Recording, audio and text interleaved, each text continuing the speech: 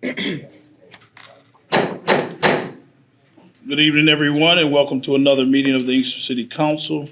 Today is August the 7th, 2023, and the time is now 7:23 p.m. Before we get started, let's have a moment of prayer, please. Reverend Williams. Let us pray. Father God, we come no other way but leaning on your everlasting love. Realizing without love it's impossible to please you. Father, as we come, we ask that you bind us together with love, unity, and strength, that we'll be able to reason and move this city forward. In the name of Jesus, we pray. Amen. Amen. All rise for pledge allegiance to the flag. I pledge allegiance to the flag of the United States of America and to the republic for which it stands, one nation, under God, indivisible, with liberty and justice for all. Madam Clerk, roll call, please. Sure.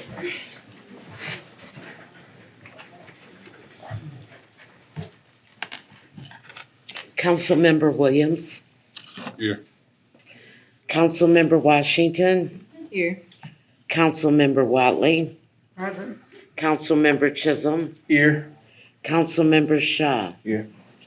Mayor Pro Tem Howard. Here. And for the record, Mayor Wimberly. Here. You have a full house. All right. Approval of the agenda. So move. Second. Moved and properly second. Any discussion? Hearing none, all in favor signify by saying aye. Aye. Any nays? Ayes have it, motion carries. Consent agenda? So move. Support. Moved and properly supported. Any discussion? Hearing none, all in favor signify by saying aye. Aye. Any nays? Ayes have it, motion carries. Moving into boards and commissions, none. Previous business, none. Ordinance first reading. Joan? I'm sorry, Jane? Thank you, Mayor and council members. Over the past couple of months, 8 to 10 months, the planning department has received inquiries or applications for a variety of land uses that are not currently included in the zoning ordinance. To better provide guidance and serve potential development, we're proposing the following definitions be added to clearly and efficiently serve new businesses that come to the community. Additionally, there's been a need for sign standards for the town center district, as the zoning ordinance doesn't have any sign standards as they relate to the town center district, only for business, office, residential, and industrial. The DDA undertook in 2018 a sign guideline, but because it was never codified, we can't enforce that. We can only provide it as guidelines to developers. So this would correct that by codifying the sign guidelines that the DDA created in 2018. So I will just give you a brief overview of the additional uses and definitions to be added. So personal service establishment, this is a use that's allowed in the B1 district. It's in B2 and B3, but there's no definition to define exactly what a personal service establishment is. So the Planning Department and Planning Commission, after 2 meetings reviewing this ordinance amendment, have added that barbershops, beauty parlors, cosmetologists, massage providers, massage therapists, dry cleaning, electrical appliance repair, florists, any sort of laundry, shoe repair, tailor or dressmaking shops, eyeglass or watch repair, printing, letter pressing, blueprinting, silk screening will be considered personal service establishments. Additionally, the zoning code does not have any standards regarding towing service storage yard. This would be any private storage lot or yard for towing enterprise where inoperable or distressed motor vehicles are held temporarily for retrieval or redemption by their owner. Whether the enterprise is a contractor for the police department does not matter, and such storage yards shall be screened and shall have the same zoning standards of storage yards, but shall not be considered a police abandoned storage vehicle center. We are including rental hall. This is any enclosed hall, building, or portion of any building available for rental for any type of public assembly, banquets, luncheons, entertainment, or sports events, whether their assemblies are public or private or subject to an admission fee. The term rental hall does not include public dance hall or banquet facility. We include banquet facility separately. This is similarly a enclosed hall or building that shall hold banquets, dinners, entertainment, luncheons, sports events, but also allows the use of a Michigan Liquor Control Commission license for the sale and consumption of alcohol, whether it be through a catering service or from the site itself or the establishment itself. Truck depot, this is another thing that's included in the zoning ordinance, but technically doesn't have a definition. It means a building or a place used for servicing or parking of trucks, earthing, moving machinery, and the like. And then food processing, this would be an establishment that is dedicated to manufacture or preparation of food for sale through the process of canning, extracting, fermenting, distilling, pickling, freezing, baking, drying, smoking, grinding, cutting, mixing, coating, packaging, bottling, or any other treatment or preservation of food. Additional standards have been added for any establishment that provides the slaughter of live animals. And those additional standards are that any slaughter should take place inside a closed facility. The facility must have necessary federal, state, and county licenses. Exterior storage areas shall be screened. Animals shall be enclosed in gated enclosures. And live animals may be held on the site for no more than 24 hours. Again, this is at the discretion of this body to decide what they view as appropriate. This is a reflection of things that we've heard multiple requests for. It's not simply, oh, we had one person come in and say they were interested in doing this. This is a reflection of enough inquiries that we felt it was necessary that we provide official guidance in the zoning ordinance regarding these uses. We've also included a schedule of uses where these additional definitions that aren't currently included will be permitted or permitted by special land use. So the banquet facility and rental hall would be permitted by right in the B2 and B3 district. The truck depot would be only allowed by special land use in the M1 district. The towing service storage yard would be allowed by special land use in the M1 district. Food processing would be allowed by special land use in the M1 district. And then we are also proposing that nursing and convalescent homes are included in as a special land use in the B1 district. There's a property that we've had quite a few inquiries about turning it into something that's currently vacant. And it would be well suited for a nursing home. And we believe it'd be appropriate because there's not as much vehicle traffic. It's somewhere you might want to keep a relative if you live down the street. So it's not unreasonable to think that would be included in the B1 district. I will not go through at length and describe all of the sign standards for the town center district. I do want to raise your attention to the fact that they're largely consistent with the business district signage right now as it stands. The main difference is including kind of more definition on painted windows or door signs, as well as awning and canopy signs, corner business signage, restaurant and cafe signage. Those are some additional standards that are included because the DDA paid special attention to creating more of a downtown environment. But again, these are directly taken from the DDA guidelines that were developed in 2018. So we're just trying to codify these so we actually have a sign standard for any businesses in the TCD. Okay, questions, comments? Now's the time. Okay, first of all, the food processing, I don't believe that should be permitted, period. There are too many variables, what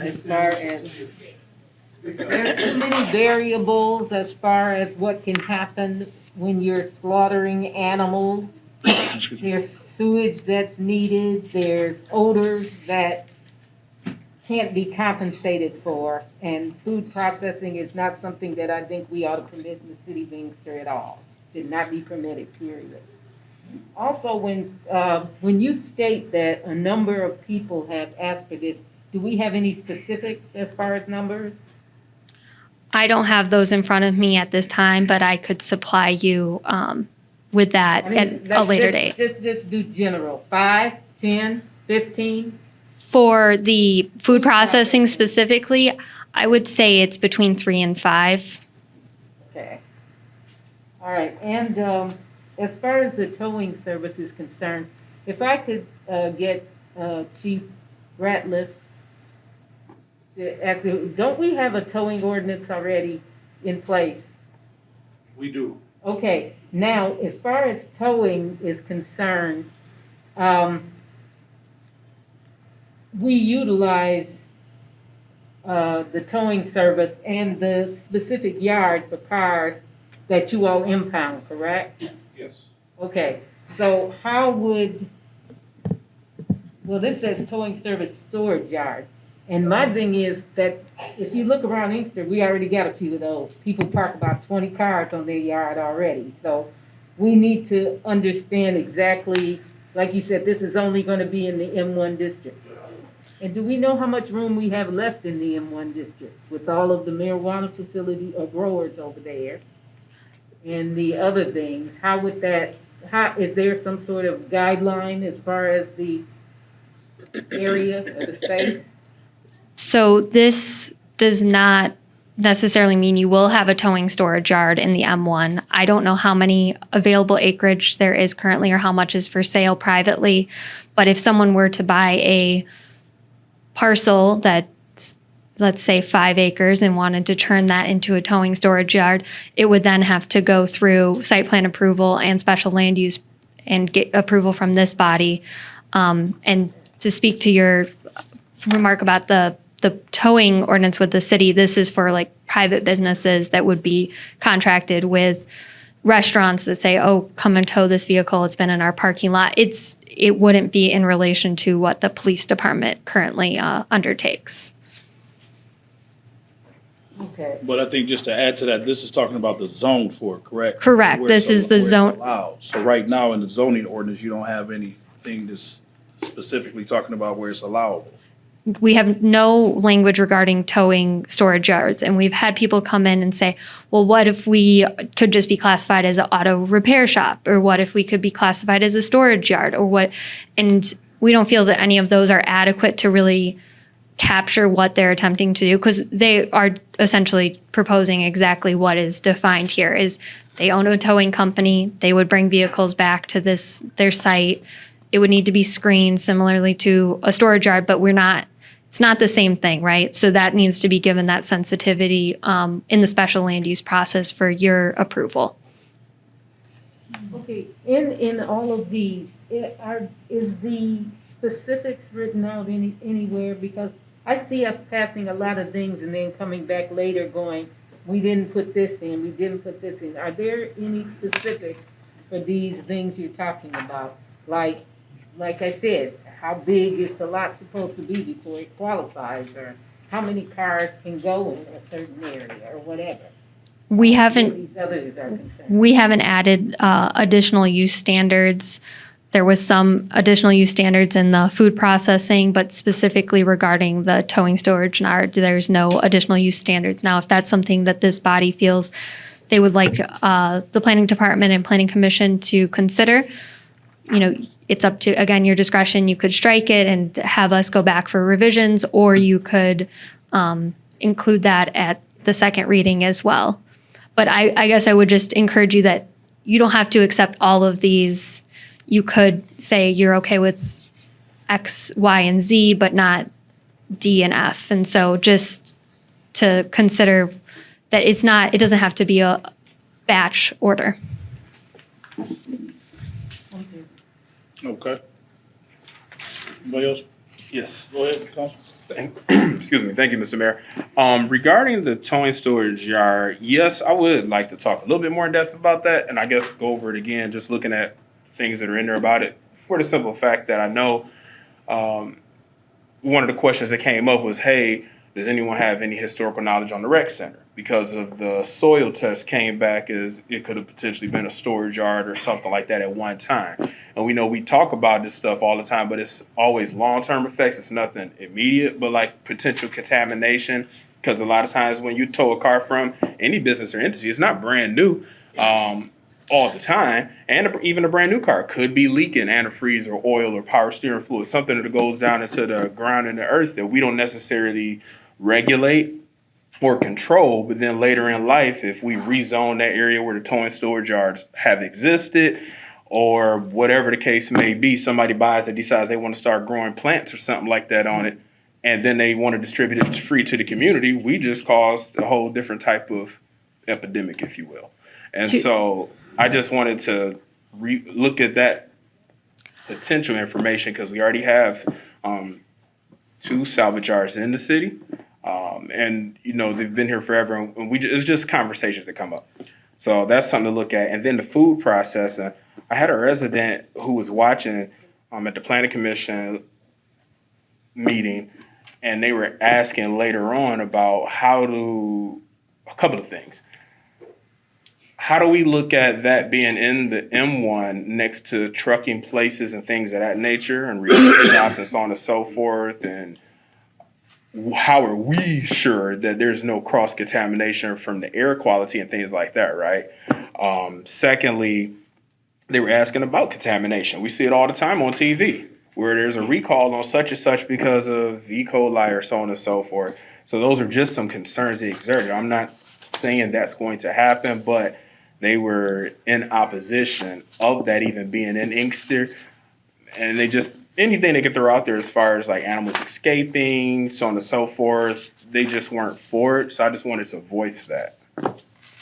And that is all I have. Just a quick point for the concerns about environmental contamination. There are standards in DPS usually handles these in the final site plan approval process in terms of even if you have like a truck terminal facility where you have school buses parked, where you're going to have to make sure that, you know, it's paved, you have your own enclosed stormwater system basically, so that you're holding all of that in case there is contaminants, it's not running off into the Rouge. So the city does have in place for these entities these requirements right now. So just to alleviate some of those concerns with, I know we have other storage yards and things of that nature that aren't necessarily the towing storage yard, but these are taken into consideration with those uses as well. And then the food processing, understand those concerns, the E. coli and those things.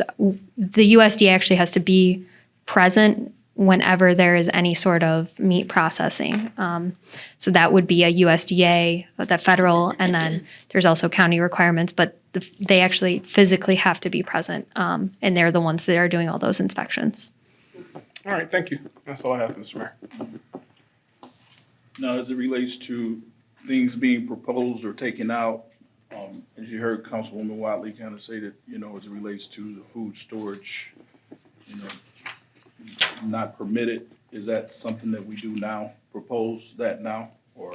Yeah, and I can supply a revised version for second reading, and we can remove that, or you can amend it at the second reading when you adopt it, if you choose to adopt at second reading. You want a motion? I'll make one.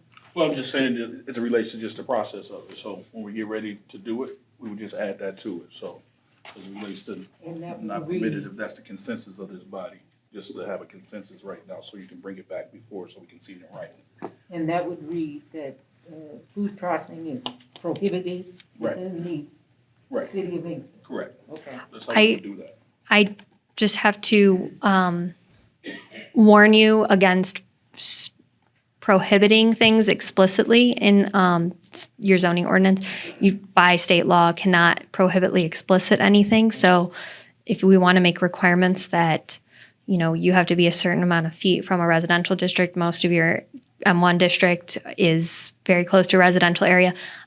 When I hear the word prohibited, my professional opinion has to express that that would just open you up for potential litigation. If someone were to come in and say, well, I wanted to open food processing, but you explicitly prohibit it, the state would typically find that that's against the Michigan Planning and Zoning Enabling Act. Well, we can word it any way we want to, That- as long as it doesn't show up. That's fine. I just want to express that. All right, anything else? Mr. Chair, I No. just Go ahead. have one. Please, go ahead. The towing service storage yard. Now, how many do we have? You have two right now. Two. So the reason why I asked that now, how does this affect the two with this language here? So the- Or will it at all? The two that are existing are grandfathered uses. They've been here for I don't know exactly how long, but this does not affect businesses that are already operating and in use. However, they came to be in the past. I don't know what standards they were held to, but these standards will not only apply to businesses. If they were to close and then they changed use and then maybe went back to a towing yard, but it would be for new businesses. That's all I have, Mr. Chair. Anything else? Okay, thank you, Jen. Motion to close the first reading. So moved. Second. All in favor, say aye. Aye. Any nays? Moving right into new business. We opened it. Yeah, we did. All right, new business, item A. Clerk. Item 9A is to consider authorizing the administration to dedicate the Inkster Amphitheater to Geraldine Calhoun in memory of her years of service and dedication as community volunteer and auxiliary personnel to the city of Inkster. So move, Mr. Chair. There's a second. Support. All right, and just for discussion's sake, Mr. Bivens, and this is at South River Park Drive and Easter Road. At the gated area right out by the old city hall. Oh, that's nice. Oh, If you guys can show that to the Her family is here. general public, please. All right. Y'all can come up. Her family. But we're gonna make a motion. We already made the motion. So all in favor signify by saying aye. Aye. Any nays? Ayes have it, motion carries, please. Family, come on up, please, for, I'm sorry, Mr. no, you're fine.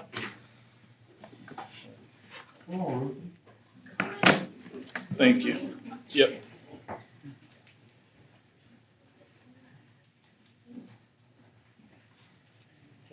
Here, you guys get right behind it if you can. There you go. We can hold it up. There you go. Perfect. Well, you could have had it in front of them like you had it. Yeah, there you go. That's perfect. That worked. That looks good. Yeah, and make it a big, yep, so she can see it. Hold it up enough so you can see it. There you go. Yeah, you guys hold it. Yeah.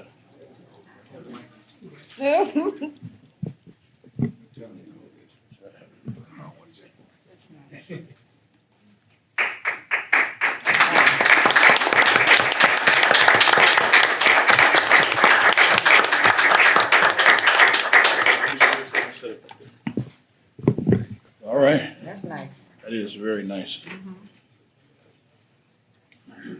John's gonna do the first free concert over there. Absolutely. Yeah. Oh, they done got you into something. There you go. We're gonna set a date for that. Yes, sir. Yes, sir. Thank you, sir. Thank you, 2 weeks. Okay, good then. 2 weeks, John. 2 weeks? We'll get with Parks and Rec on that. We'll get with Parks and Rec on that. Get with him on that so we can get that scheduled out. Awesome. All right, Mr. Bivens, you might as well just hold the podium. You guys don't worry about that. Just hold the podium. Tori, you can hold the podium right with him. There you go. Item B, please. Item 9B is to consider authorizing the Department of Public Works Director to enter into agreement with OMNIA to perform work on the Inkster Justice Center HVAC units for $43,891.14 with a 6% contingency of $2,634.00 for a total of $46,525.14. All right. What's your pleasure? So moved. Your second? Support. Been moved and properly second. Any discussion? Hearing none, all in favor signify by saying, I'm sorry, I think you had something. any No, discussion? no, we talked about it earlier, Okay. Mr. Bivens, that, it was already budgeted for in the building maintenance department. It's in the building maintenance department, it wasn't already budgeted for. That's why it's before you guys. So it wasn't budgeted, so you don't have it in the budget, or you asking for more? We got the money in the budget, I just Okay. need y'all to approve me to do the work. Okay, It wasn't part of the budget y'all adopted. So you're saying it's gonna be additional monies? That's what he's asking. No, the money is there. Already. I'm just asking to use the Exactly. money. That's what- Because okay, it wasn't part of, I long as didn't I- have it in the budget when you adopted the budget to say, hey, this is what this money gonna be used for. So I'm coming for you now to get the repair done, Because we're going into a contract. right? So the money's there, okay, yeah, that's what. but he's going into a contract. The money's there. Yes, ma'am. Okay, that's all I was. Okay, Councilwoman? And I think earlier, I believe you, I think you already answered this question. Was this the only bid? Yes, Okay. You've worked with these people before? yes. Any other questions? Hearing none, all in favor signify by saying aye. Any Aye. nays? Ayes have it, motion carries. Thank you very much, sir. Thank you. Item C, please. Item 9C is to consider approval of a special event permit for the Inktown Riders Annual Car and Bike Show to be held at 3250 Middle Belt Road on Sunday, September 3rd, 2023, between the hours of noon and 8 p.m. So move, So Mr. Chair. moved. Moved and Support. any discussion? All in favor signify by saying aye. Aye. Any nays? Ayes have it, motion carries. Item D, please.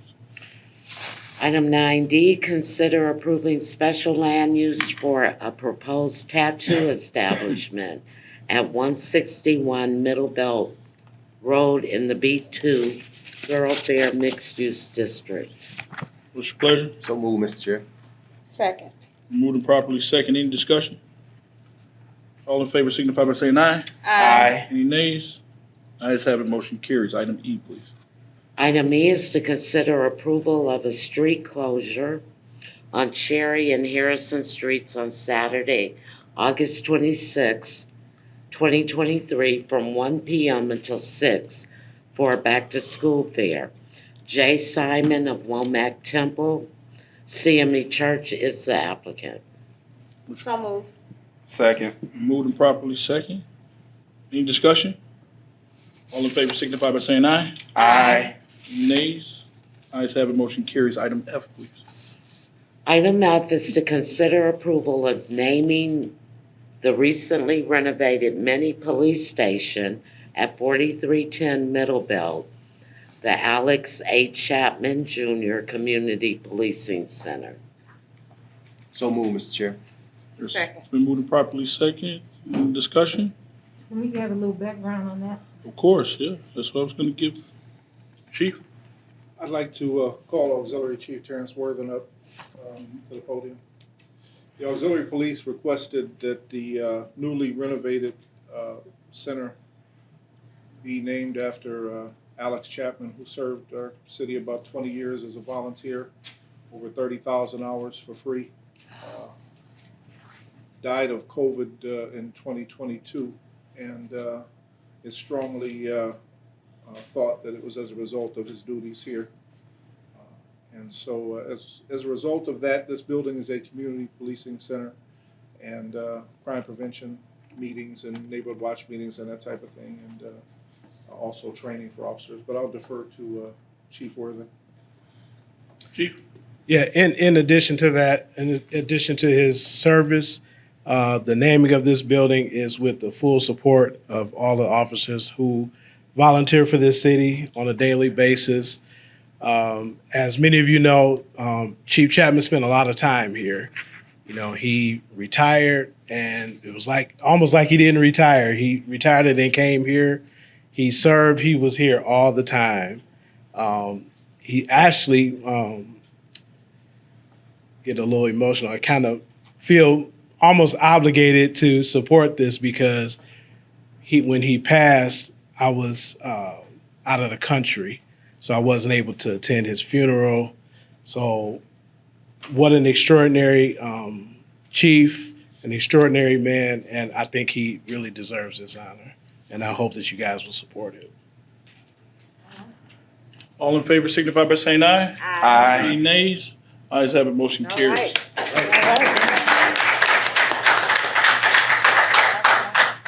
Awesome. Moving right along. Item 9G is to consider approval of a contract between the Inkster Housing Commission and the Inkster Police Department, allowing the Inkster Police Department to provide police services to the Inkster Housing Commission from June 30th, 2023 through May 30th, 2025, in the amount of $102,000 annually, including compensation for one officer and the lease of a police vehicle for housing. So move, Mr. Chairman. Second. Been moved and properly second. Any discussion? All in favor signify by saying aye. Aye. Any nays? Ayes have it, motion carries. Item H, please. Consider approving the administration to enter an intergovernmental agreement with Inkster Housing Commission and the City of Inkster. So moved. So move, Mr. Chairman. Second. Been moved and properly second. For the sake of discussion, please, just give us a brief what we're doing. So Director Cooper approached me. You going back and forth? Director Cooper approached me a couple of months ago. He was approached by a contractor that wanted to do some work. Speak up a little bit. They wanted to do some work in Inkster Housing on our roads, and they're our roads. So in order for him to do that, we have to come up with an intergovernmental agreement, which they agree to take the responsibility, pay, and all that, and we will oversee it as far as inspection, approve the quotes he got, and make sure everything's right because they're our roads. Okay. Director Cooper? I think Well, first of all, welcome. Thank Welcome. you, thank you, thank Good you, to see Mayor. you. Thank you, City Doing a Council. fabulous job over in housing. Keep doing the great Thank work you're doing. Thank you. Did you have anything else to add to that? No, I mean, I think Director Bivens said it pretty well. You know, we just recognized that there were some conditions we wanted to rectify.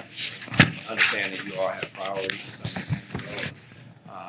I just asked Director Bivens if we could take care of it. So this was kind of the method to do it. Sound good. I like that. Is it gonna cost the city anything? No. I like that even more. No. There's some more roads being fixed in our residential areas. Yeah. That's good. Really excited about that. Anything else? All in favor signify by saying aye. Aye. Any nays? Ayes have it, motion carries. Thank you so very much.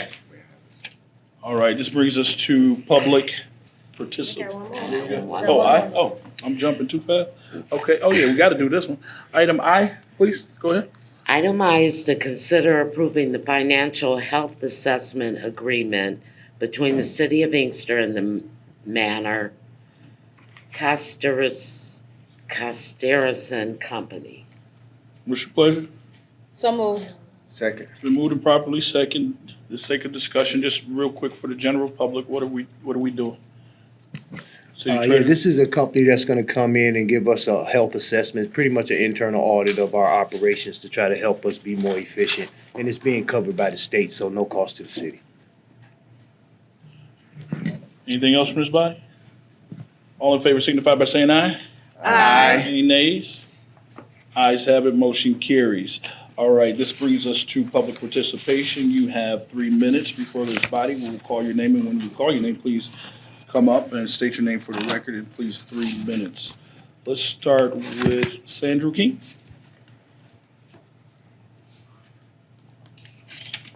Good evening. Good evening. I want to thank you for this opportunity. I enjoyed seeing most of you out this summer at many events that AIA supported throughout the community. Before I speak on AIA, I have to speak as a citizen. I see code enforcement driving around a lot, and I'm just wondering, are they enforcing the codes that the city has in place? The lot that has been designated a marijuana grow site on my street has now 2 feet overgrown. We have a lot more rodent population that has found their home in this lot, and our population has grown tremendously on my street. It's not my job to cut the grass in that lot, but it's severely overgrown and it's becoming a nuisance to me and my neighbors. It's funny that code enforcement came out and made one of my neighbors get rid of his chickens, but I haven't seen anything done about this lot being maintained on a consistent basis. The last time it was cut was the spring of this year. So between spring, we're talking about mid-March, and now there's not been any yard work done, and it's ridiculous. Not only that, I have a question about the grow houses in proximity to daycare, schools, and things of that nature. There is a dispensary that is within 1,000 feet of a daycare. And I'm wondering, once again, is code enforcement doing their jobs? Because that should have never been allowed to take place. But not only has it taken place, it's open and operating, and you can see the traffic interfering with the traffic. So that's my concern as a citizen. Another thing I would like to talk about real quick is we are starting, American International Academy is finally starting to see some growth with our enrollment within the city of Inkster. I don't know if some of you have seen, I've knocked on your doors, have seen flyers from our school in your door handles. We've been out peppering the doors, trying to get our enrollment up in our city. Because here's the thing. Out of the 720 students we have in our school, 83% of them are from the city of Detroit. We're busing our kids in to our school while we are busing our kids out to other schools. That shouldn't be. Our kids should be educated inside of the city of Inkster, where there's our motto, like I said, is love, laugh, learn. We're loving on these babies. We're educating our babies, and we're giving them an opportunity to laugh while they're in our buildings. And we're asking that the city please support us in getting some more kids in our school system. The last thing I want to announce that WC3 and American International Academy has come into partnership, and we now have a dual enrollment program for our high schools. That means our high school students starting in the 9th grade can graduate with a high school diploma and an associate's degree. And we have a licensed cosmetology classes, so our kids will also be able to be, once they graduate, they can qualify and test for the state boards and pass it because of our cosmetology program. We are educating our students, and we need your help to promote our school for our kids. Because whether it says Inkster Public School or not, we're a school, a public academy providing education for Eastern students. Thank you so much. And AIA is doing a phenomenal job. So believe me, I'm really excited about AIA, and we really appreciate your support. And we're definitely gonna get you some answers, because those other things we're gonna have the chief speak to and the attorney speak to as well for the general public, okay? When we get to them. All right, let's get into Stephanie Bradshaw.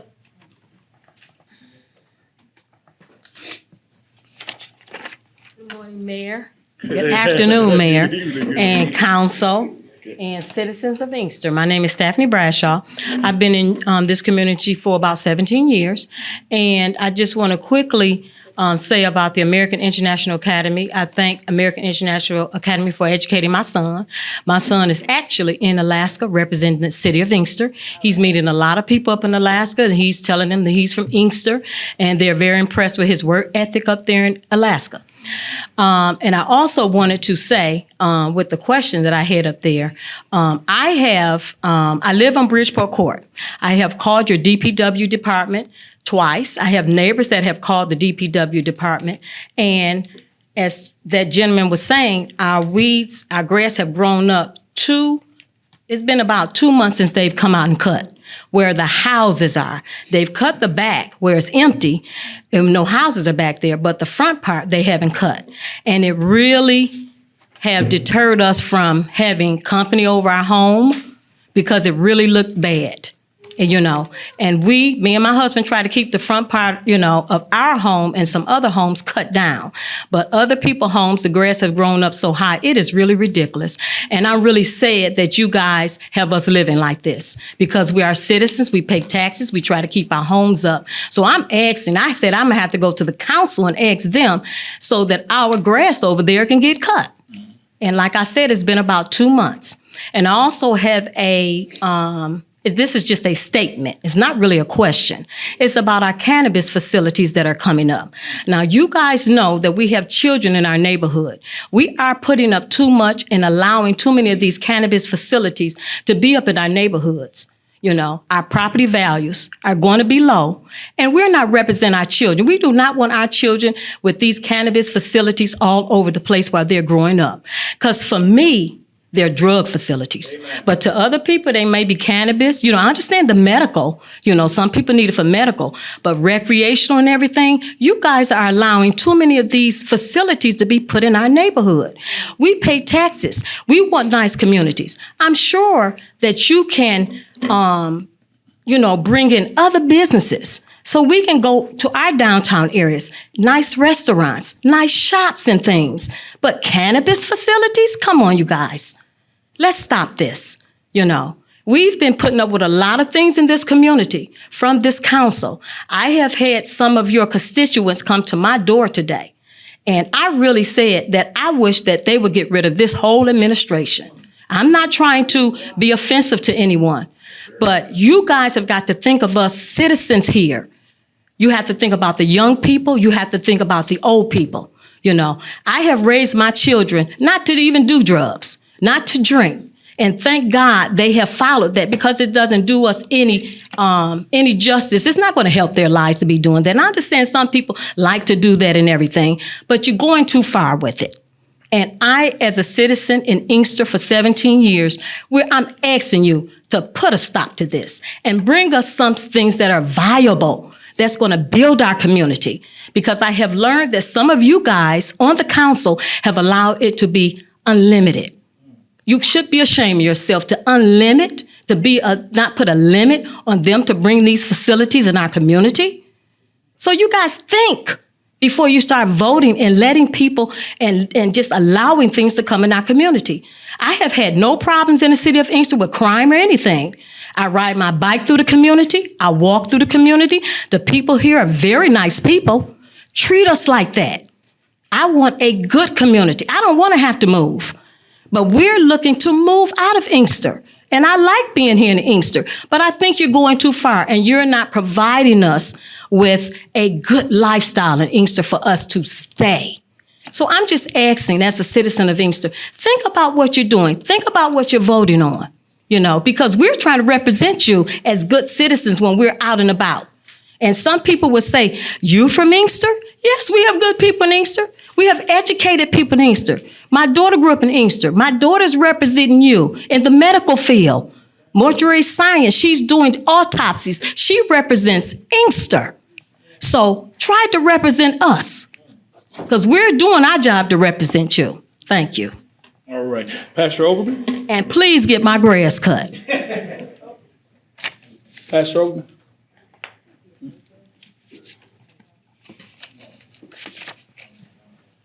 Good evening, everyone. Good evening. So good to see all is well in the city of Inkster. So I actually have flyers, and I'm just sharing information from the Western Wayne County NAACP.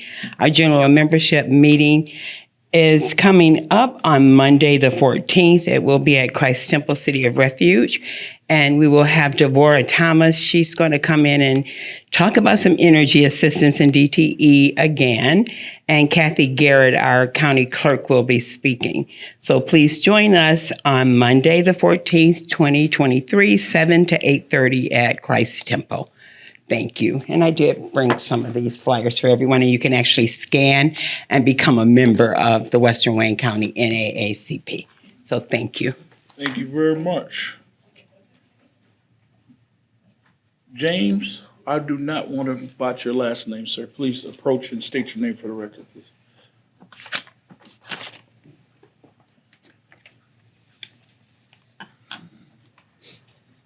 James Horn.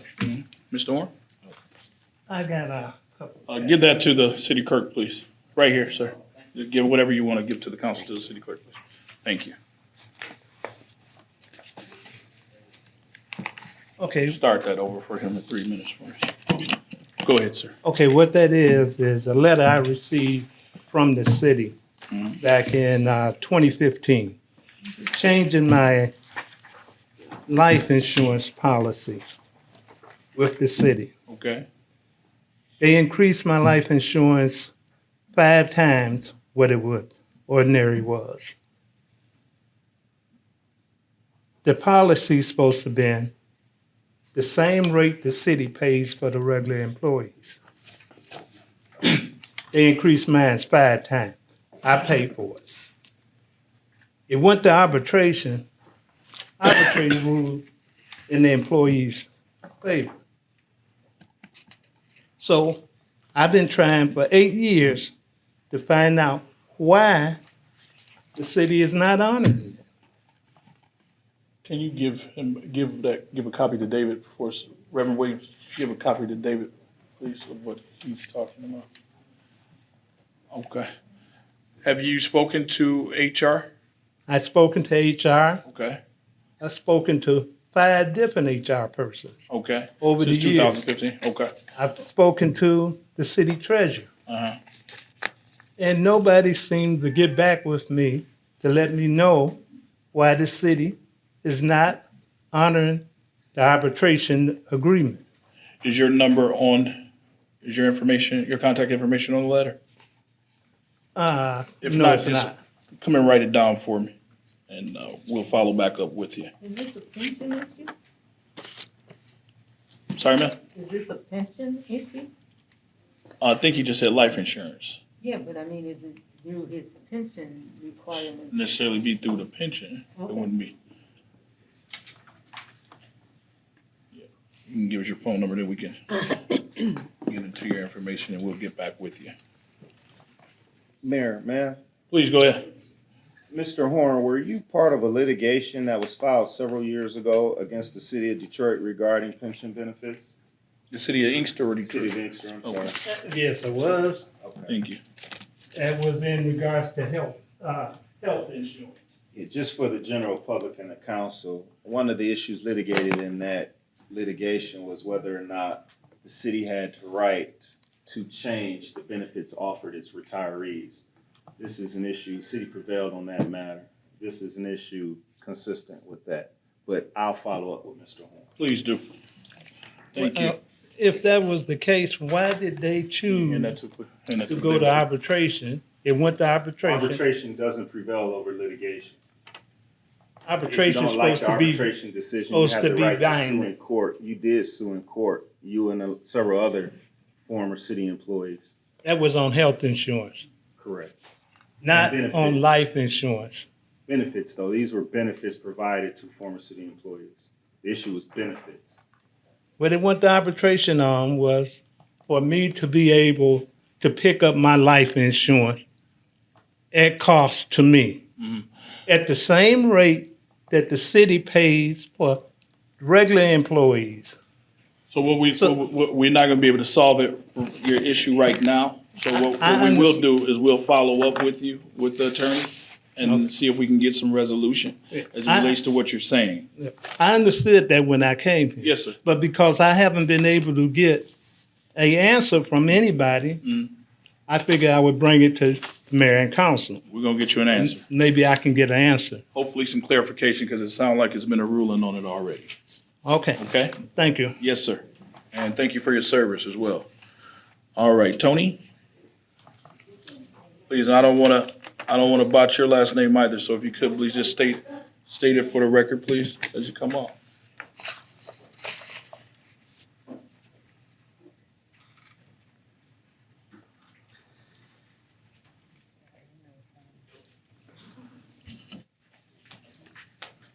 Hi, I'm Tony Dunbar. I am the legislative caseworker as well as community liaison for Congresswoman Rashida Tlaib's office. Welcome. And this is my mini coworker, Parker.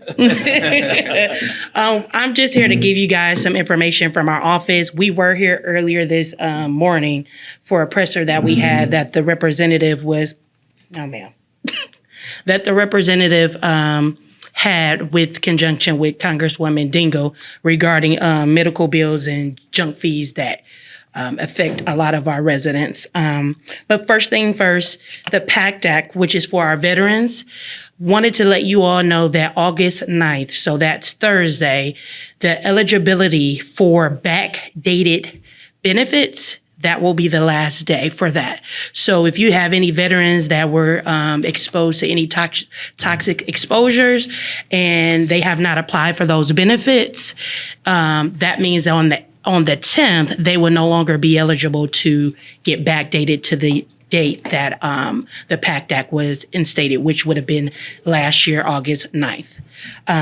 Second is passport agency is overwhelmed right now. I don't know if anyone has been on a trip or have family members that are trying to take a trip. Our office has been assisting with all passport inquiries, and that does not mean that we're getting same-day appointments faster than they are providing, but that does mean that we are reaching out to our passport agencies to first check on where the status of your location, and then we are, if it is dire need, we are reaching out to the Detroit Passport Agency, who's been doing a phenomenal job of getting passport appointments for us. The typical routine time for passports, and I know this might sound, but we've getting a lot of them. The time frame for passports routine is 10 to 13 weeks. And then if you paid expedited, which is a $60 fee, plus an additional $18 for second day air, that is 7 to 9 weeks. So that means once they received it, not once it was mailed off from the post office. Third thing, community projects funding, which you all have received this past year. We just wanted to let you know that this year it looks like we did get some type of funding. I don't have those specific dollars. Our Chief of Staff, Larissa Richardson, is working on trying to get those logistics. Right now we're in recess, so that means the rep will be in the district more than she usually is this month. And when she goes back, the budget will have to be pretty much voted on and approved.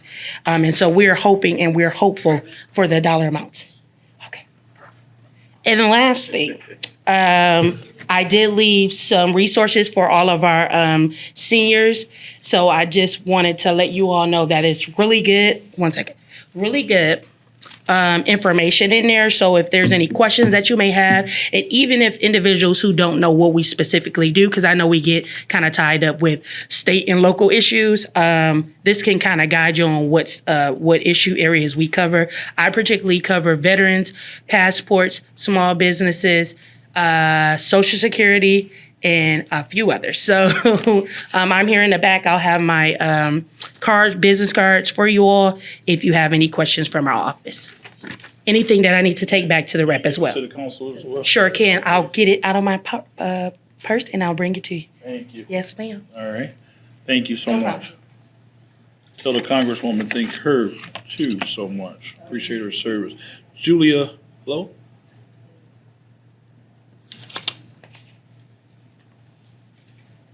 Did you say my last name wrong? I'm sorry. Did I say what is that? Say it. Say it. You got to say it for the record anyway. I know. Good afternoon, Mayor, council people. My name is Julia Lowe. I said that. Oh, okay. I'm sorry. My apologies. So I'm here because I guess this is an every year thing. We see River Rouge school signs all over. All over. We got Robichaud, we got AIA schools, and River Rouge come in and just put their signs wherever they want. So we having a back to school thing at Robichaud. I took signs and put them in Inkster, district area, whatever, however.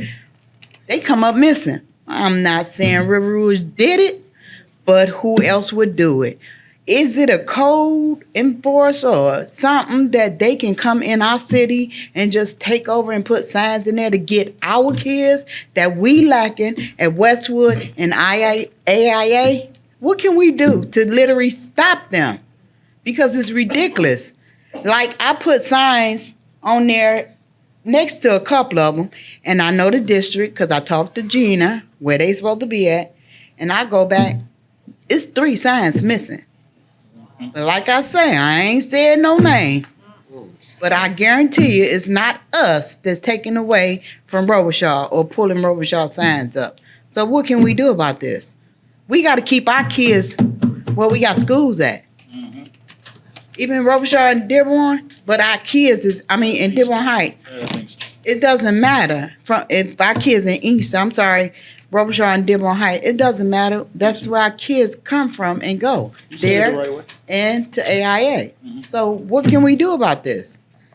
We've had some discussions already with ordinance as it relates to signage. At the same time, Chief, if you could just kind of expand upon it just a little bit as it relates to the sign ordinance. Well, I think the sign ordinance addresses signs that are in the easement or on telephone poles, and they're all actually illegal if they're in the easement or on telephone poles. So they need to be placed on private property or on commercial property if you have the permission of the owner to do that. And if they don't, we normally go through and have ordinance and auxiliary officers take the signs and dispose of them, which might even be yours if they're placed illegally. So make sure you're placing them right and you get permission to where they're supposed to go.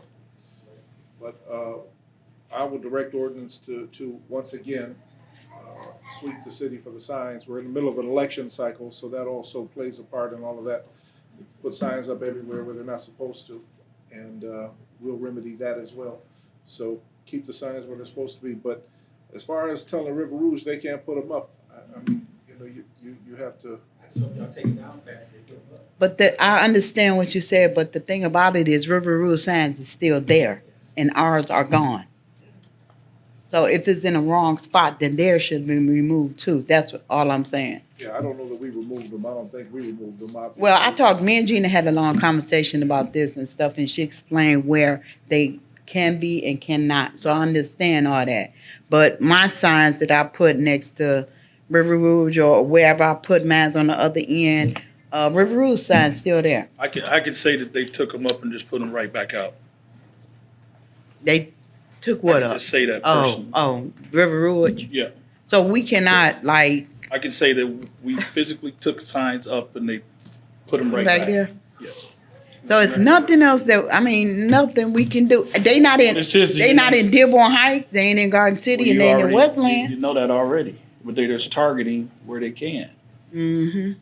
Go ahead. But sir. we gotta stop it. I was gonna say, couldn't we issue them one of those polite violation notices to either the River Rouge School Board or Transportation Department, and then have our attorneys reach out if they don't respond to respecting our city's ordinances, because that's a whole different city. Yep. I know one time a resident had contacted me about a bus stop being in front of her driveway from Wayne Westland. And I said, well, we don't operate that. I said, but what I'll do is your advocate, I'll contact their transportation department, which I did. And they said, well, we'll have to handle this next year, but we'll try something temporarily to appease all those residents there. And then I asked her to contact them directly as a resident who's being impacted by this at 6 a.m. in the morning. She refused to do that, but I don't know if they got any resolution from that point, but I was just saying, if it was something that we could just politely send them a letter, and because maybe they don't know their people are violating our ordinances, and then if not, we can. That's a different alternative. So if you guys do that and like you said or whatever, and they keep doing it, It'll just apply to everybody. Is And I'm gonna it- have the chief speak a little bit more just as it relates to ordinance. So it's no kind of fine or nothing if y'all. Well, yeah, of Okay. course. Okay. Yeah, definitely be a fine. And part of Go ahead. if I may, man. Yeah, please. Part of what we're talking about now is the councilman mentioned sending letters. I'm not a fan of letters anymore. We send too many letters. This city spends way too much on postage telling people to do And things paper. that they that Exactly. they should know already that Yes. they're not supposed to do. Right. And I think that people say, well, they need their due process, and I've spoken with the city attorney. The due process is the ticket. Okay. That's your due process. Okay. If you have an argument with the ticket, then you go to court and you plead that in front of the judge, and that's Okay. your due process. So historically, part of the issue with ordinance enforcement has been, and this speaks to what you talked about, part of that has been, for many, many years, they have operated on, let's send them a letter. And we're not sending any more letters. We're That's done right. with the letters. I agree with that. Ordinance is reporting to the police department at this point. We're not sending any more letters. We are going to enforce the ordinances and send people violations instead of letters. So if you don't have it together, get it together, because they're coming. All right.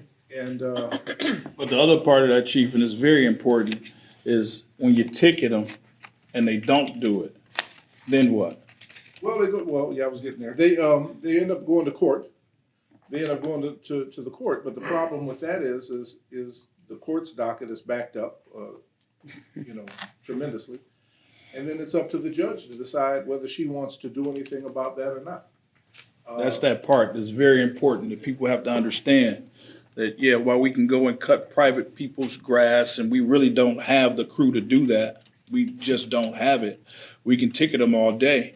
But if it's, the final decision is at the judge's level if they don't do anything outside of us as a community, then in turn cutting it or figuring out how to get more money for DPW to do it.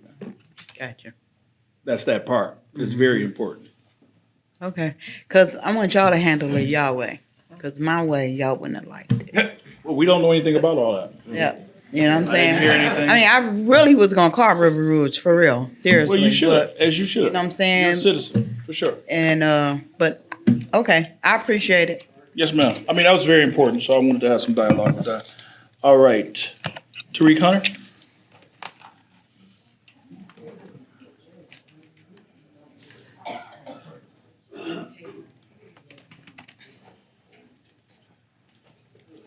Good evening, Mayor, Council. Good evening. My name is Tariq Hunter, President of Inktown Riders Car Club. I was just speaking, just wanted to give a brief speaking. Sorry about that. About the car show, September 3rd. This would be one of the best car shows in the Midwest. This will be our 5th annual, and this year we're giving away 5 championship belts, with one of them is the mayor's choice. No, really? So you're called out to be to the show because you have a car to pick out. Put me on, I got you. Yeah, put you on blast. And also to rebound on the first lady that spoke. I say my mayor and his council, with the time that y'all have done, because I guess everybody forget when y'all got sworn in, we went straight into a pandemic, 1.5 years, 2 years. So that only left y'all 2 years to do all the wonderful work that y'all have been doing. So keep up the great job. And also, this past Saturday, let me tell you how they're talking about Inkster. The Inktown Riders Car Club was invited, had a special invitation to a cars and gathering out on Livernois and Outer Drive. Nothing but Black excellence, older men, all down Livernois, was set up on both sides of the street, business and everything. And when the Inktown Riders pulled up, the first thing they see is that they notice that sign, Inktown Riders, Pure Inkster. So they, y'all from Inkster? Yeah, we're from Inkster. First question, how do you feel about Patrick Wembley? I say, he's awesome. That's my guy. Guy name is Reggie. Medium short guy, but anywho, loves everything that Patrick Wembley and his council is doing. Many other people, 4 other people stepped to me, talked about how great our mayor is. Miss Wiley, you're great as well. You need to teach him, school him. He's younger than you. He comes up under you. You scold him. I've been here since he's been, all you do is just scold him, That's teach my him. lesson. Which is But again, I just want y'all to know, from a citizen, with the time that y'all have, y'all are doing a great job, and I salute you. And please come out September 3rd, Ms. Howard, Grisham, Pops. Y'all have a great day. One day he gonna get my name right, Mayor. Right? One day he gonna get it right. Yeah, right. Oh, boy. Barbara Cooper, Mother Cooper, come on up.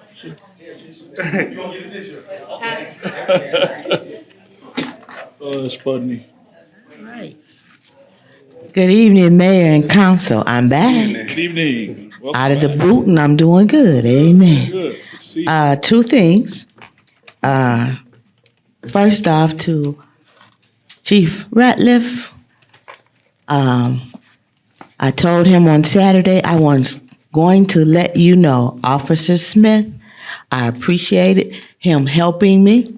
He pumped my gas, and I appreciated that. And I told him I was going to let Chief Ratliff know, the mayor know, and the city of Inkster that we have some awesome police officers. And I appreciate that act of kindness towards me. The Inkster Goodfellows. Oh, yeah. No Child Without a Christmas. Next Friday, we're having our barbecue ribs, barbecue rib tips, and barbecue chicken dinners.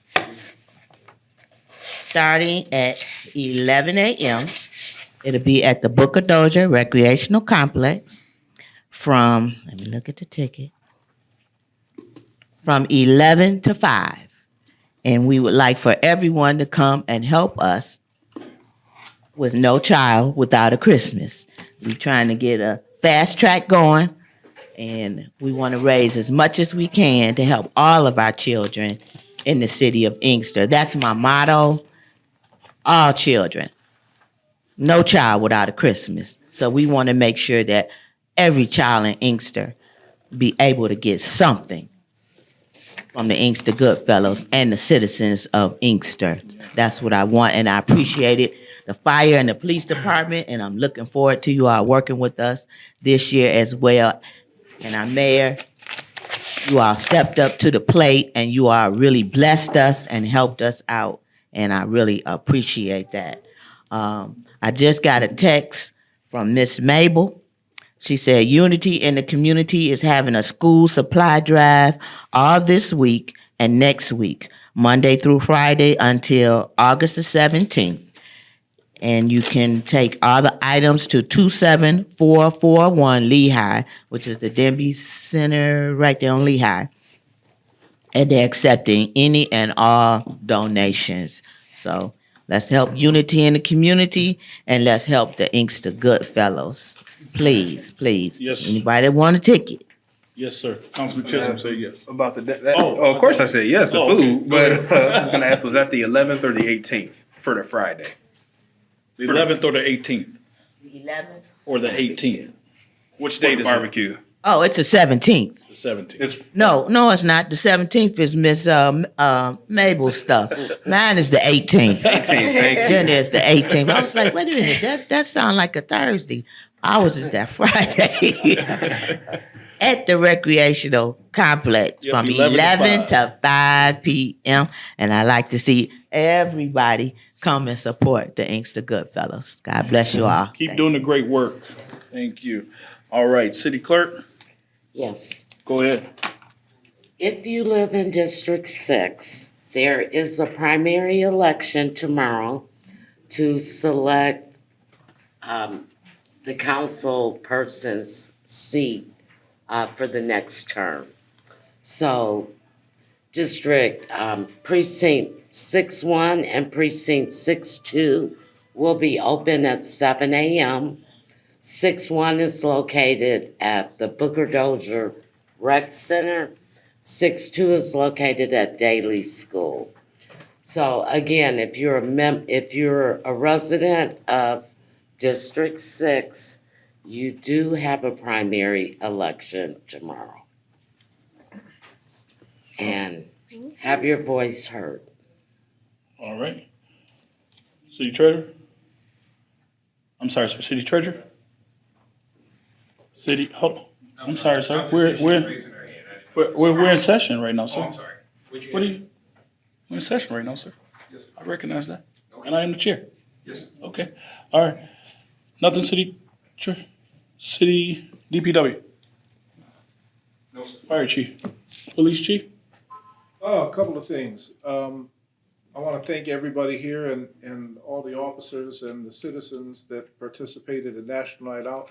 It was an absolute phenomenal event this year. Went off without a hitch. Thanks again for all the participation.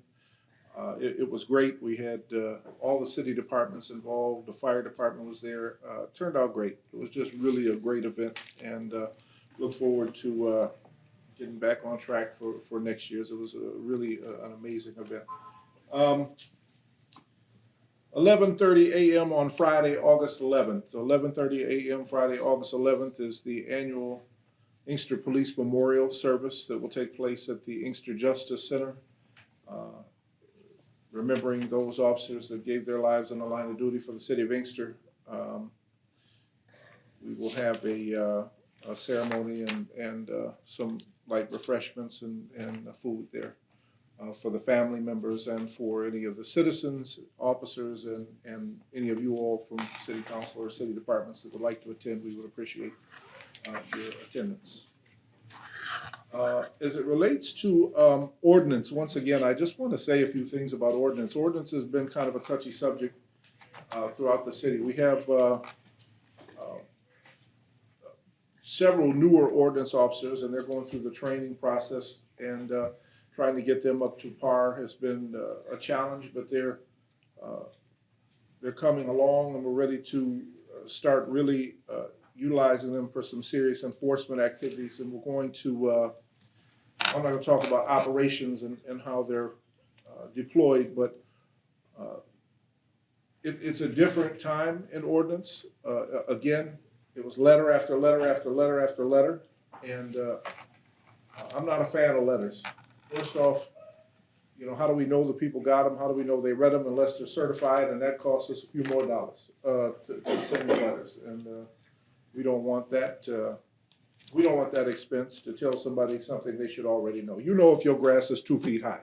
You know if your garbage cans are out in the middle of the street and they've been there 3 days after the garbage trucks came. You know these things. These are things that you know if there's blight all around your property. You know if it needs to be cleaned, or if you've got rodents and animals that are going on to other people's properties, or your trees are hanging over and falling over onto people. You know this stuff. You have to be a responsible homeowner and resident. You have to police yourselves. And if you're not going to do that, and other neighbors have to call us, then we're going to start issuing tickets. It is far, far, far too long in the making. And you know, the last thing that I want to do is create a financial burden for people in the community who are already having a rough enough time paying their bills. But you realize as a homeowner or as an occupant, you have to keep your area clean. You have to keep it free of rodents. You have to keep the lawn mowed. There's things that come with home ownership. There's also things that come with being an absentee landlord.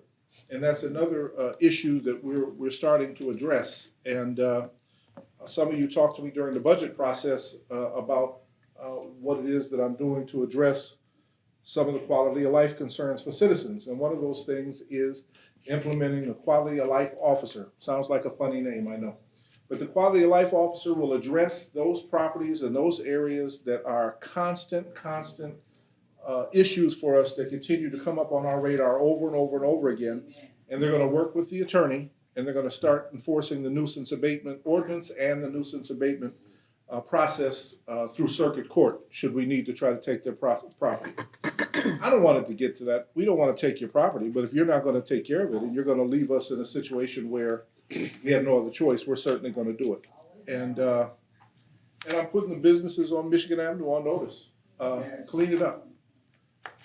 We are coming, and I've met with the fire chief, I've met with his staff, and I've met with Mr. Jones of the building department, and we all have worked together to come up with a plan to address these motels and some of the other issues that we have on Michigan Avenue concerning blight. These things have to be addressed, and when people come into our community on Michigan Avenue, the first thing they see is what they think of us, and we can't let it be what it has been. We've got to work harder at keeping that in check and keeping these business owners in check. We want you to be here as a business owner, but we want you to be a responsible neighbor as well. So that's it for me. All right, thank you, Chief. Ma'am, before the city council, please come on up. And because My name is Susan Foster. Yeah. You all might know my mom, longtime manager of the city, Mabel Foster. And so my parents' house is here, of course, and that the body was found that the dude was thrown in the field right across the street from my parents' house. So this is why I'm concerned. I read in the paper there's been 4 homicides here in the Inkster. You know, it's disturbing, Mayor. It really is.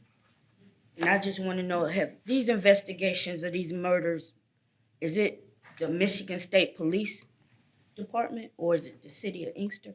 And what's going to be done about the rising, increasing homicides? That's just my concern. Mm-hmm. Chief, go ahead and speak to that very quickly. Well, it would be both the Michigan State Police and the Inkster Police Department are investigating. The Michigan State Police has lead on some cases. We have lead on some cases, just depending on the severity. If it's a homicide, usually Michigan State Police has taken the lead on them. We do take the lead on them occasionally. Just depends on our resources. We're short-staffed right now, so we're relying on them heavily to do those investigations. We are also working with all of our local and regional partners, Wayne County Sheriff, State Police.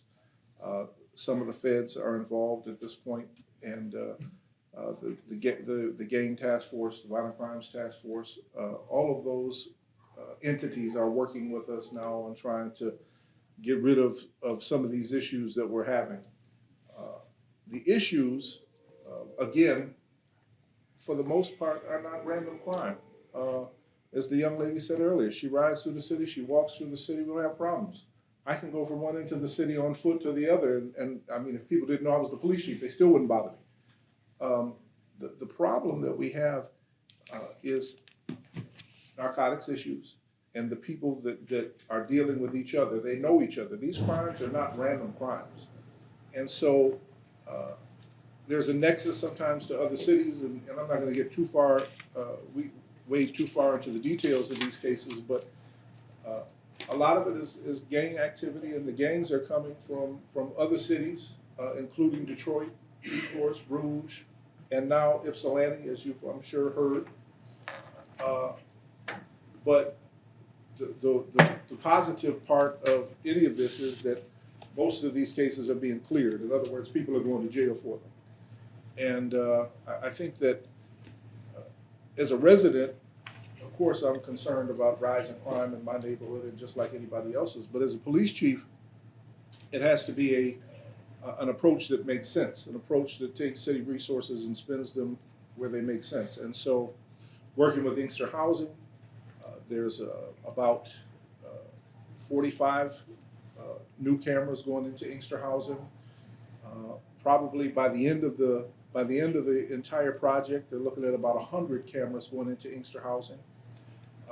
I'm completing a project that the state funded 2 years ago, and we've been waiting on DTE and some other issues we had to overcome to get the Michigan Avenue corridor camera. We have several cameras up. We're waiting on about 48 more to go. And I will be bringing before council real shortly license plate readers. And every city around us has them, and in order for us to get the information from theirs, we need to have them as well. We don't have the kind of money that those other cities have. We have enough grant funding to be able to get some. Those things help solve crimes. And regardless of what anybody says, those things help solve crimes. I can parade 15 different police chiefs, and I can parade everybody in here to tell you how wonderful they've been in an investigative capacity. We don't use the information for anything else. We don't keep the information that's used for strictly investigations. If you go buy a license plate reader, it stays there for a certain amount of time, and that's it. And we can go back and see if that car went that way or that way. And that tells us which way to start looking. Maybe we can get a picture of a driver. Maybe we can get a picture of a person. It has helped. It has solved numerous crimes in other communities. And we have used them from other cities to help solve crimes here. So, but they have since tightened the reins to try to force us into purchasing some, which I understand completely because it's a proprietary product and they want to make money as well.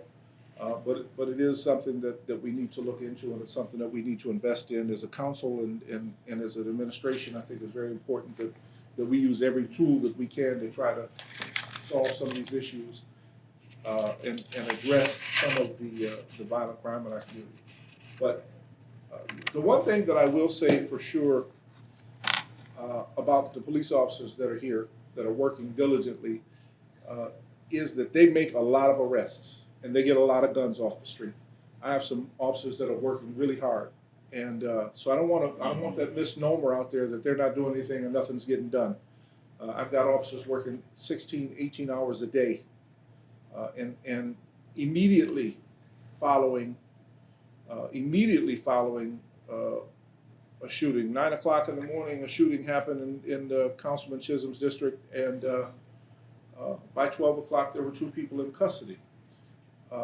It's up to the prosecutor now what happens with that. It's not up to us. We bring them in, we book them, we do the request for warrants and give them all the information we got, and there's still some information out there, and then the prosecutor makes a decision. And it's interesting to me that when, people watch television, it happens like that. First 48 ain't first 48. It's first 48 months. So let me make that real clear. It takes a long time to get a murder case put together and to go to trial and actually make it stick. And it takes a lot more than just a few minutes on television. And so working off that reality, you have to understand that there's so many moving parts in those types of situations. And then once it's all wrapped up and it's handed off to the prosecutor's office, it can take months for them to make a decision. And what do we do with the person until then? We have to let them out until the prosecutor makes a decision. And so my advice to everybody in this room is, when you talk to your county commissioners and you see them, Wayne County Commission needs to give the prosecutor more money so she can adequately staff the prosecutor's office, because we have cases that are lingering there for months and months and months and months. And it's unacceptable. She knows it's unacceptable. Everybody knows it's unacceptable. But what can you do? You can only do what you can do with what you have. And we're in the same boat with policing here. We're in the same boat. We've got a lot of openings. We've got 4 officers just started the academy last Monday. Hallelujah. First officers we've sent to the academy in years. And it's amazing. 2 or 3 years we went without sending anybody. Now we've got 4 officers in the academy, and now we're paying for it with state funds. So that's even better. Where the state has allocated funding for police recruiting and public safety in our community. And it's first come, first service, first serve across the state, but there's enough money there for everybody. And this time around we're getting 4, and hopefully next year I can send 4 or 5 more when we get straight financially. So that's the best I can tell you at this point, but we're doing everything we can. And I think one of the most important parts, Chief, just to echo my councilmanic brother, Denard Shaw, is if you see something, say something. And don't be afraid to actually say something when you see something. Because a lot of times that we have where people just don't say anything or just don't want to talk. And it may be fear. We get that 100%. But the community is the community. And that's what we have to understand. We have a job to do sitting here, but the community is the community.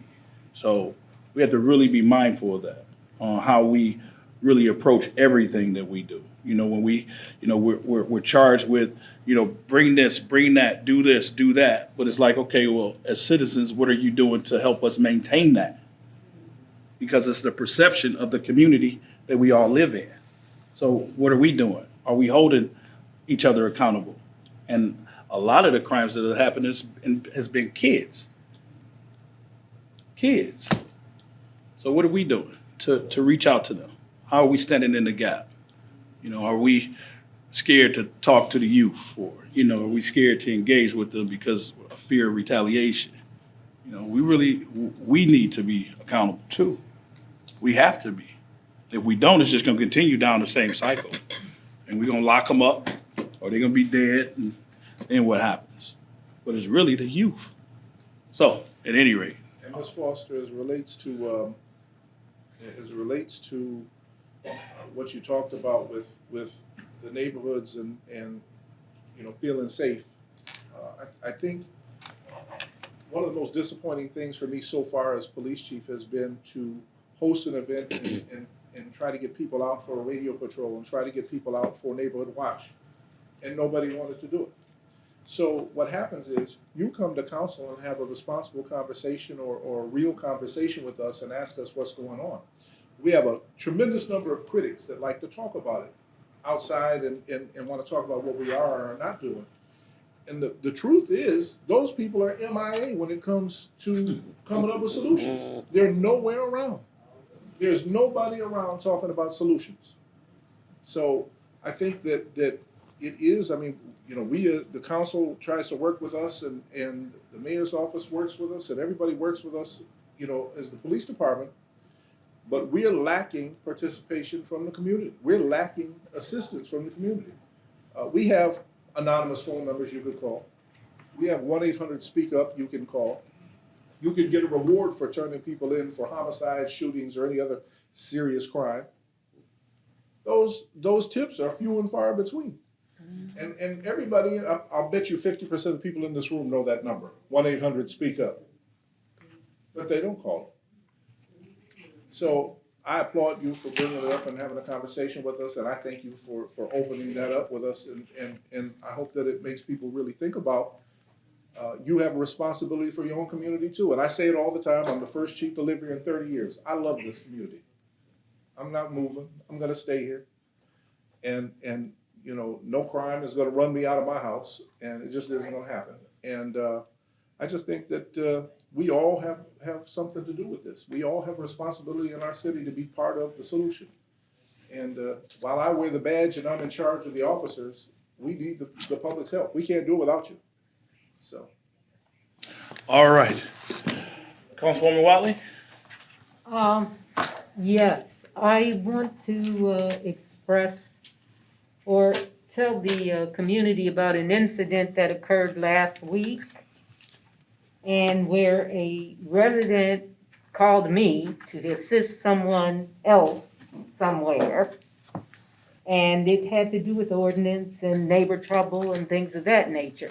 Well, I called the police department because they said they did, and I tried to get some information, which I couldn't. And so I called Chief Ratliff.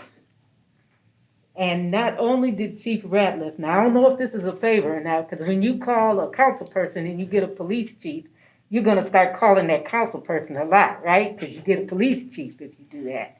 But what happened was he came out and he handled the situation. Now, I have long been a proponent of citizen police relations. I have been critical, you know yourself, as well as I have praised when it's warranted.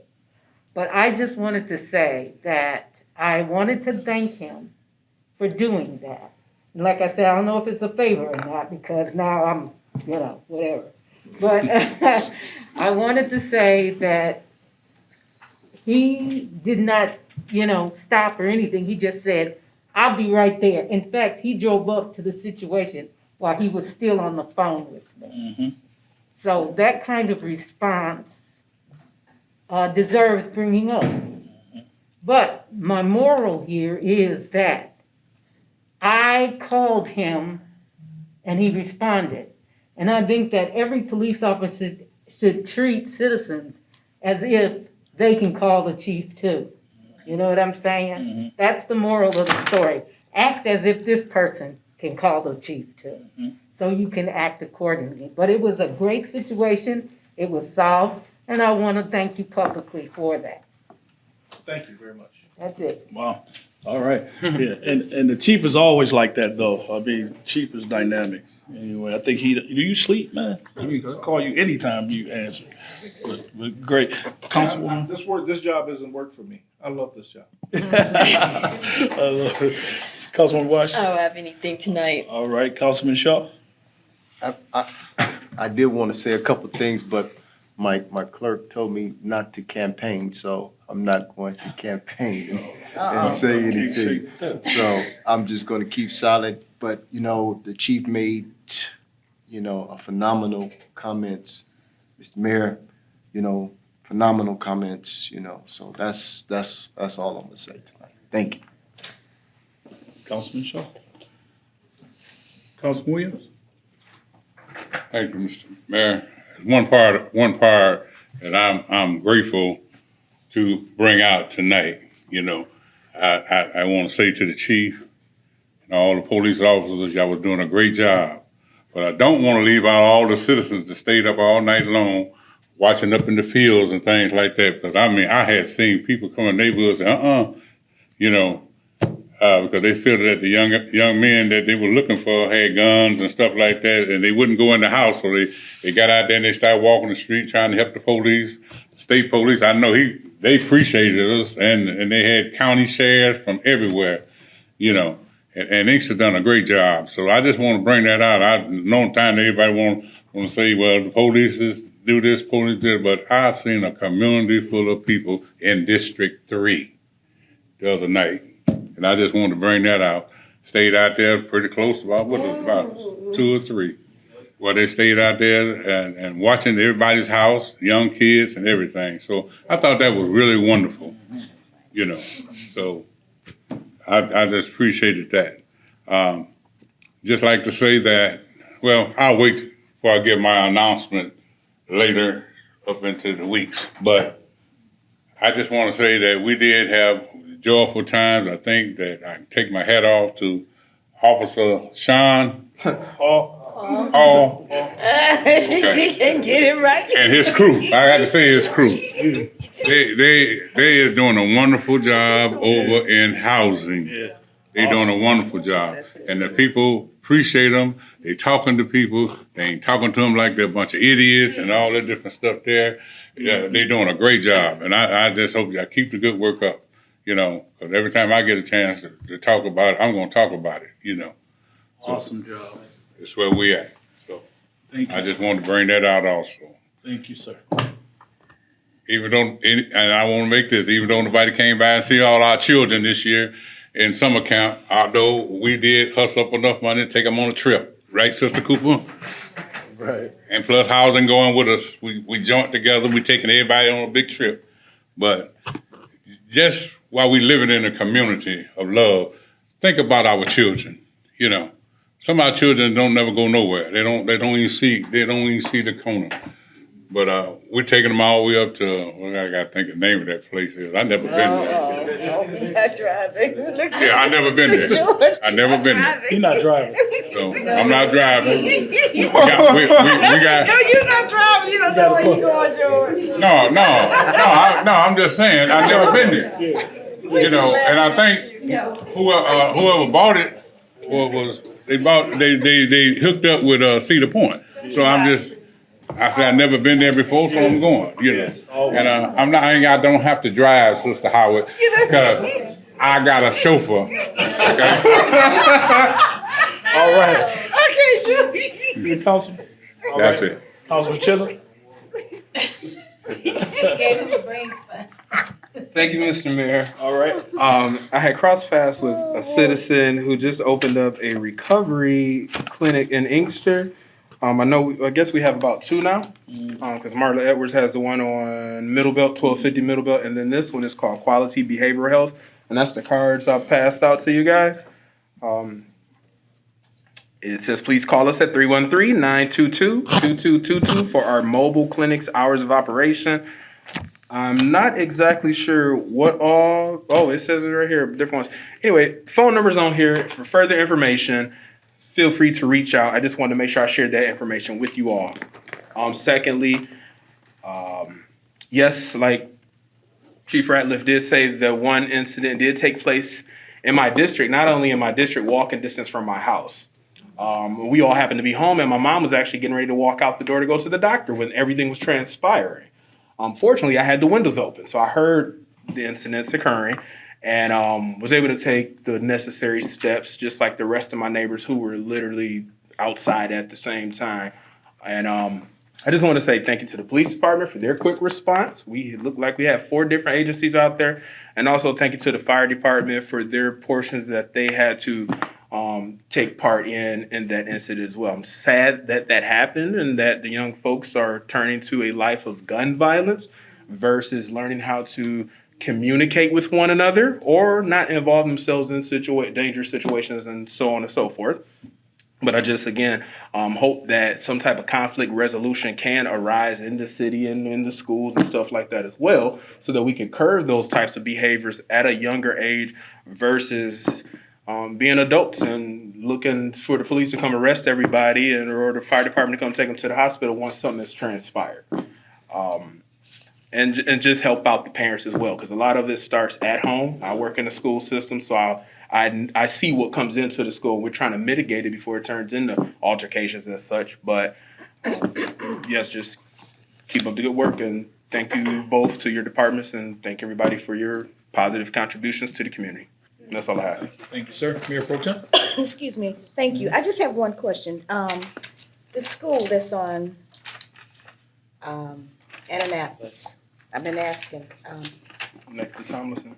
yes, the CDBG grant, did we get any? So the school that's on Annapolis. Yeah, that's daycare, the. the abandoned school. Right, yeah. An abandoned school. Yeah. I'm getting calls We- because the yeah. neighbors are getting Oh, calls. it's terrible. So what can we do? I mean, do we have enough money To tear that, to tear it down? to tear that down? Yes. No. Okay, The short is it answer our, is is no. it our property or is it No. someone else? It's private property. Okay, so, So we know that it actually was up for taxes and somebody paid the taxes on it. So now we're trying to see exactly who owns it. And here's the next level of it as we're talking to the chief. right, so it's gonna have to go And the through ordinance all and- over this, all over again, Mhm. okay. Yeah. So we really need to take care of that because the residents called that live across the street, actually, worrying about their kids going to school. Mhm. Because the And we windows do and have stuff. 389,000 for demolition Yeah, from we community really, development block we really grant. need to see. So that's what I'm asking you guys to give me or send me houses in your area. Yeah. But we have to own them. The Right. city has to own the property Okay. in order to tear it down. I and know use we those went through funds. this last year, so now Mhm. we got a new owner, so we're going to have to wait do this all over. Well, again. we're ahead of it, so Okay. we ain't gonna have to do all of that, because it's gonna come right with that. Okay. You know, those stipulations, because the building is terrible. I walked the building, walked the property myself, and you know, it's a private property. You know, for us to even take care of the grass and to even board it up. And that's the You're talking about thing, we're thousands of saying, if you dollars. buy something and you can't take care of it, that's crazy, like you said. Mhm. You need, you know that you need to cut the grass. Mhm. Okay, well, just keep me updated. Yes, because ma'am. I know that's I very got important in people your from district. Dearborn contacting me on that, Yes, okay? ma'am. Yes, ma'am. And it's All by right. the school. You want to add to that? No, I got something else I just wanted to say before you close the meeting. Well, hold on one second then. Okay. I'm done. You done? Okay. Go ahead, sir. So I would be remiss if I didn't say this, but Assistant Auxiliary Police Chief Fred Kirschwing had a medical emergency last Friday, and he had surgery today, a really serious surgery, and he came through it okay. I was just got the text. He came through the 7-hour surgery okay, and just keep your thoughts and prayers for his family. He's a hard worker and dedicates a lot of time here for free, as well as serves us as the property officer at the police department. And for his regular job, he's the property custodian and evidence person. So Fred Kirschwing is through the surgery and doing well. So That's I wanna good to make know. sure everybody knew that. Good to know. Okay. Anything else? All minds satisfied? Motion for adjournment? To adjourn. Second. Moving properly second. All in favor say aye. Aye. You ain't say nay, can stay. Say nay.